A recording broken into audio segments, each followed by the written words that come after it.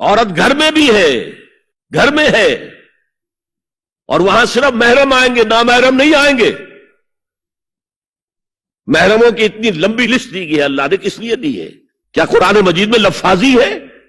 ایک ایک لفظ گنجینہ معنی کا طلسم اس کو سمجھیو جو لفظ کے غالب میرے اشعار میں آوے۔ غالب نے تو تعلیق کی ہے، اللہ کے کلام میں تو یہ بات صحیح ہے نا۔ گھر کے اندر نامحرم نہیں آئے گا۔ گھر میں اگر وہی ایک بیٹی تھی جو آپ نے اپنے داماد کو دے دی ہے اور کوئی اور بیٹی نہیں ہے تو داماد گھر میں آ سکتا ہے اور نہیں آ سکتا، سالی سے اس کا پردہ ہے، دیور سے بھابھی کا پردہ ہے، چچا زاد بھائی بہنوں کا پردہ ہے۔ چچا سے پردہ نہیں ہے، ماموں سے پردہ نہیں ہے، چچا زاد پردہ ہے، ماموں زاد پردہ ہے، خالہ زاد پردہ ہے، پھوپھی زاد پردہ ہے۔ یہ سارے